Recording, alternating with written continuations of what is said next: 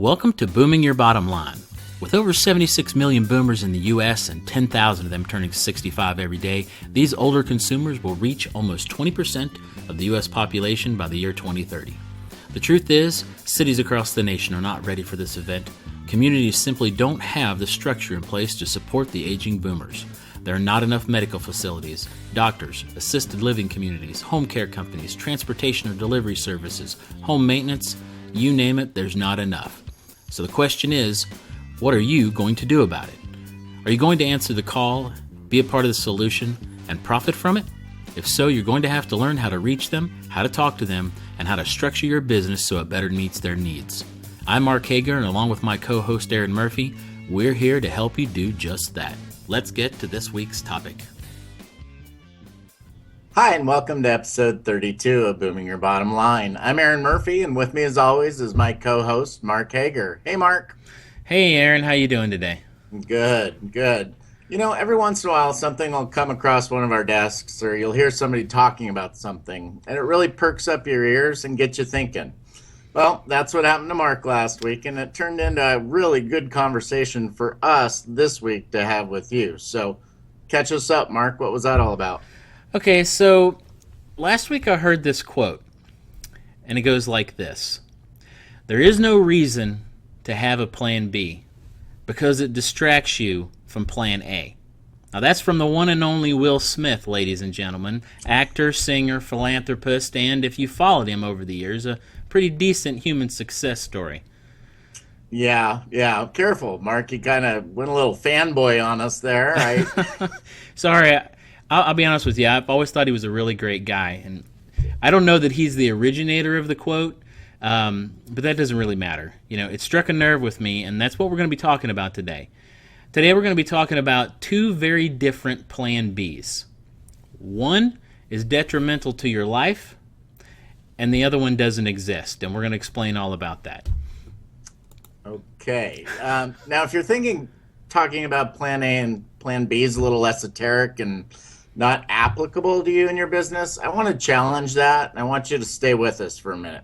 This might just be one of the most important conversations we've had on this show.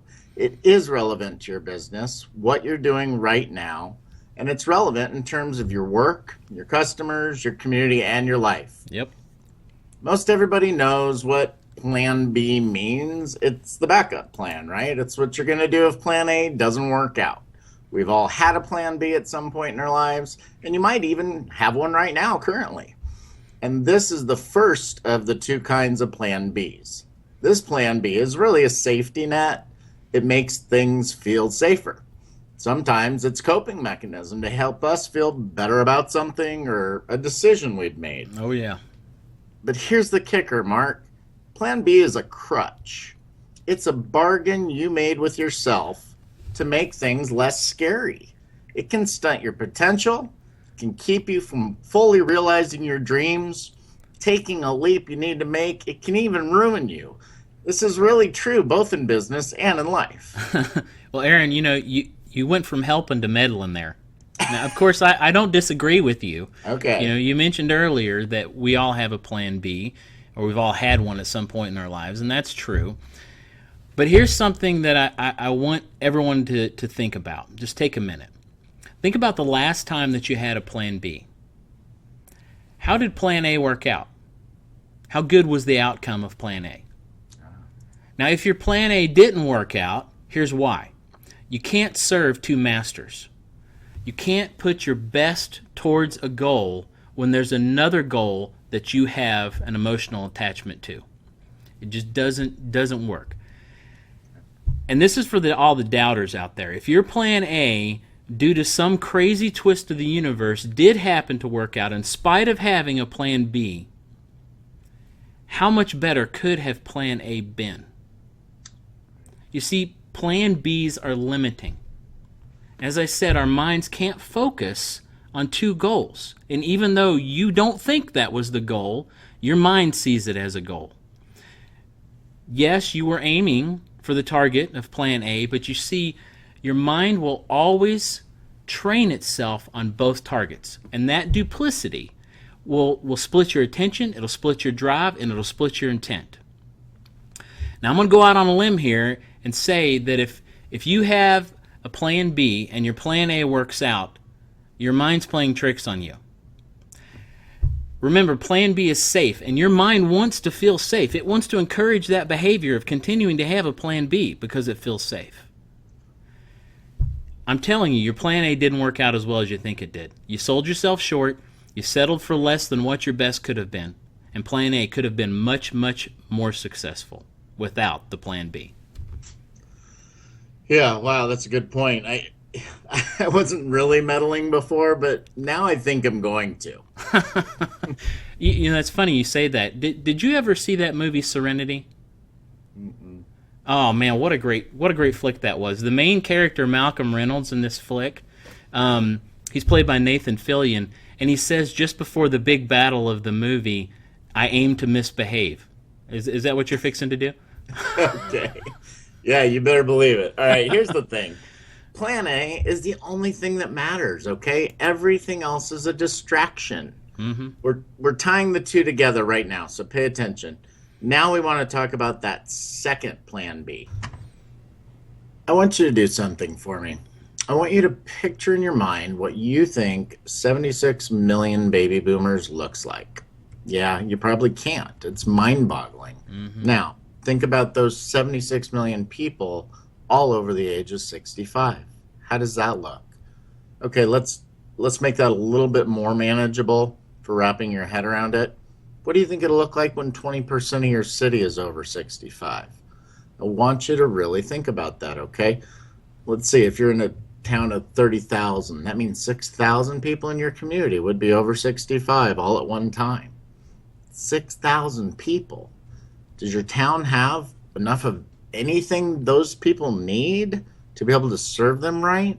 The answer is, I don't know, but probably not. Based on discussions Mark and I have every day, there's zero chance that they have enough services and products that those folks are going to need to make their lives work. Yep. Look, guys, it's not going to be pretty, okay? We're not ready for the boomer to age, and we won't ever really be ready as a nation in the sense that we haven't started doing it right yet, okay? So despite any good intentions, and for whatever reason, your city, my city, all of them, no one has a good plan A to meet the silver tsunami where their needs are. At least not one that's feasible, one that would actually hit boots on the ground and serve these older people, okay? And did I mention not really a plan B either? There's just no good plan A, and there's no plan B for the boomers. Zip, zero, nada. Okay, as crazy as that what you just said sounds, I want everybody to listen to this, because the universe is about to give you a giant kick in the pants. You, as a business owner, are the real plan A for the boomers. The business you're doing right now, working for the older people you serve and their families, everything you've invested your time, your passion, and your sweat into, you and every other business owner doing it right now in your community are the only viable plan A. There is no other solution. No matter what you've been told, when it's all said and done, it is going to be small business that comes to the aid of the aging boomers. You are it. And don't be misled by officials or agencies or action committees. There isn't a viable plan, at least not one that's palatable. There won't be a government stepping in, throwing a bunch of money at the problem. The problem is going to be what it's going to be. There's no getting around it. But you are what's going to be that gets some of your neighbors through this. And you are going to be the one with the help and the hands and the lifeline. Amen. I mean, that's the truth. If you're serving older consumers and customers because you want to make a difference in their lives, and many of us get into it for exactly that real reason, okay? If you're passionate about making a difference and building a business out of that for these folks, and that's what you love, I mean, plan A, love, and you can't see yourself doing anything else, this is your work. This is the rest of your career. It's what you're here to do. It's your calling. right here or right now. Yeah, and that means you only have two choices. You do the work you're here to do, or you quit. Now, I think I can speak for Aaron and say there's no plan B for us. The other work that we do besides this funds this. And it's that important to us. And just like you, we're driven to make a difference and do the work that matters. And personally, I refuse to fail. I refuse to allow myself an excuse to go back to something that isn't fulfilling or doesn't make a difference in this world. I have no plan B, and therefore I can really focus on the work that matters, and that is helping you, the business owner, achieve crazy success with your business. But more importantly than that, it's for that difference in your community. That's why we do what we're doing, and it's the same reason why you're doing what you're doing.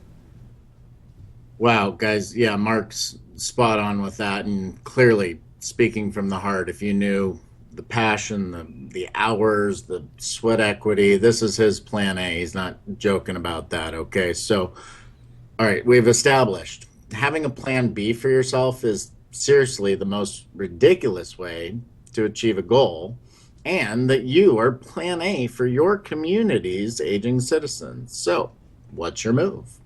Are you going to do the work you're here to do and seriously build your business out of doing good in the world? Probably why you got into this in the first place. Are you going to kick some ass and take some names, right? I mean, that's where we're at with this thing. Remember, when you align with your passion and really focus, you are putting that out to the universe, and you'll get what you need. The people, the tools, the help, the friends, the money, the customers, whatever it is. This universe is going to conspire to get you where to go, where you need to go, when it's your plan A, and that's your only plan, is to plan to succeed and never accepting failure. Absolutely. Okay, so Mark and I are both speaking very authentically here. I hope that what we're saying today resonates with you. Challenge yourself to live an authentic life. Take the leaps of faith you need to take. Get over the hurdle. Go into the point of no return. And know that your goals are in alignment with the needs of thousands, hundreds of thousands of people in your driving radius, okay? Mm-hmm. They are your plan A. That's good enough, and you're good enough. Amen to that, Aaron. Listen, I'm gonna forgo our usual sign off today in favor of another quote. It's actually more of the quote that I did earlier. Now, if you haven't seen the movie Serenity, let me give you a little backstory. And I'm kind of geeking out a little bit. Sorry.